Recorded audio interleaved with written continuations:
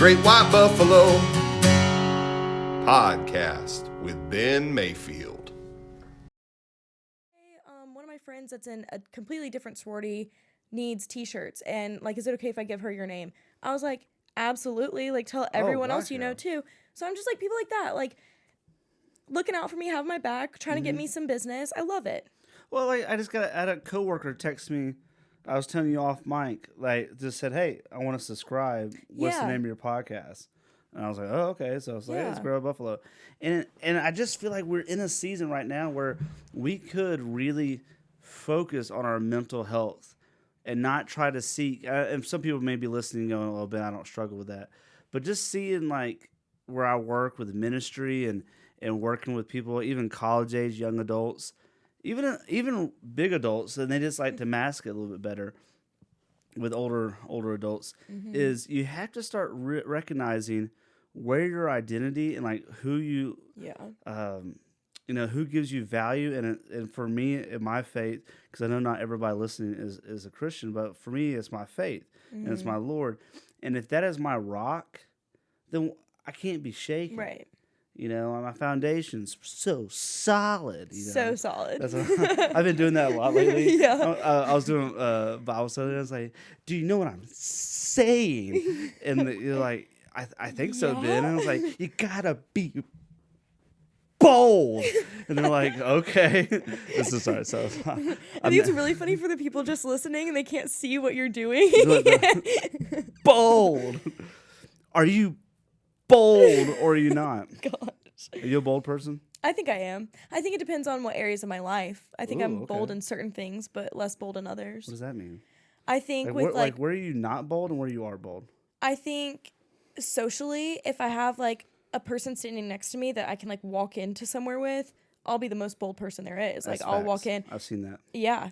But if I don't have someone with me, I get a little nervous, and then I walk in, I kind of feel the room, get a vibe for whatever's going on, and then I can slowly become more bold. Dude, did you tell your Cy Robertson story last time on the podcast? Not last. I don't know that I have. Because that's an example. Exactly what I was thinking. Where you were texting a couple of us like, I'm nervous, and we're like, Sydney, like, we're there with you in spirit. We know you're bold. We know you're hilarious. Yeah. You're like, I don't know. And then you went in there. And it was the most bold thing you could do. Yeah. We want to tell people. Should I tell them? Yeah, tell them. Okay. Yeah, it's hilarious. I don't know if I have, so I'm sorry if I've already said this, but when I joined the sorority, I'm in Phi Mu. When I joined, Phi what now? Phi Mu. Phi Mu. No. wait, that's not a term of endearment. I'm sorry. No, it's not. Love Phi Mu. Anyway. We've had a lot. We've had Sarah Kate. Yeah. Shout out Sarah Kate, Phi Mu, and Lou. Nathan's girlfriend is a Phi Mu. So we're all about Phi Mu's. Yeah, we love Phi Mu's. Yeah. And Phi Mu's love you. There we go. But I had joined Phi Mu, and at the time I still lived an hour away, and so I wanted to come to the events and stuff, but I lived an hour away. So I drove all the way up to Dahlonega this one particular day, and I signed like the form to join Phi Mu, like the official, like I'm in it. And the girl that was there that I signed it with had told me, she was like, we have a social tonight, and it's dress. It was like in October when I joined, so it was Halloween themed, but it was like dress is something that starts with the first letter of your name. Conveniently for Halloween, me and shout out to Sarah Kate were some of the Robertson men. Yeah, from Duck Dynasty. Duck Dynasty.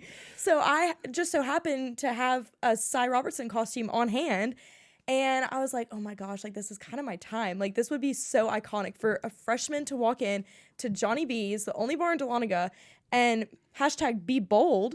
Mm-hmm. And so I was like, I don't know. Like I was really nervous about it. As Cy Robertson from Duck Dynasty. Yeah. The old man with the sweet tea. Yeah. So I drive all the way home because that party wasn't for like another 9 hours or something. And I was like, well, I'm not going to stand around here for 9 hours and I don't have my costume with me. So I drive all the way home. That night happened to be Wednesday night. So I go to Bible study. What's up?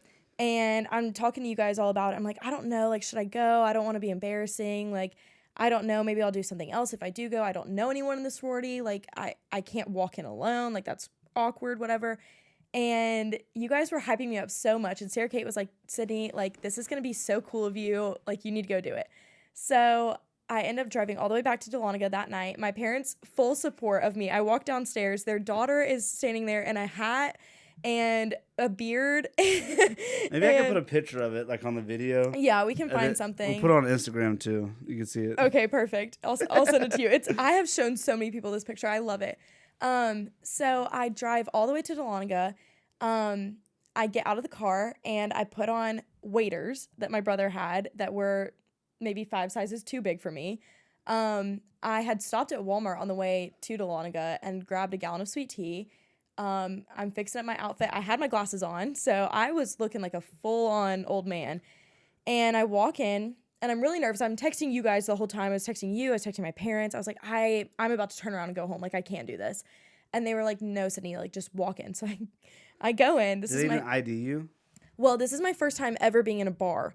And so I didn't know that I had to bring an ID. We do not endorse underage. No, I wasn't going there to drink. I was going there for the social life. Yeah, just for social. But I walk in, and the guy that's saying this is also a FIMU event specifically. So okay, so it's like designed for. You can't get in unless you're on a list. It's like exclusive. Okay. So exclusive. Okay. All right. It's pretty easy to get on the list. But anyway, I walk in, and the guy's like, "What's your name?" And I was like, "Sydney." I'm standing on a side. I'm like, the one thing I want to do is just walk right in and like start talking to people that I know. But this guy is holding me up. He's like, "What's your name? I need to find you on the list." And I was like, "Well, I just signed on today. Like, I'm not sure if I'll be on the list." And he was like, "Okay, I got you. You can go in." So I start to walk in, and the bouncer stops me. And he was like, "Where's your ID?" And I was like, "I don't have an ID. Like, I didn't bring it with me. I don't have it on hand." And he was like, "Well, I can't let you in." And I was like, "Why not? Like, I'm not coming here to drink. Like, I had to drive an hour back home later. Like, I just let me in." And he was like, "Okay." So he puts X's on my hands. And I start to walk in, and he's like, "Wait, you can't bring your sweet tea in." That is the most discouraging thing anyone can ever say to a That's young... the most iconic part about Cy Robertson. Yes. I was like, no. Like, you don't understand. If you take away my sweet tea, I'm just going to be, like, looking like a weird old man walking around this bar. Like you're from Dahlonega. Right. I was like, no one's going to know who I am. Like, this whole theme is, like, dress as something that starts with the first letter of your name.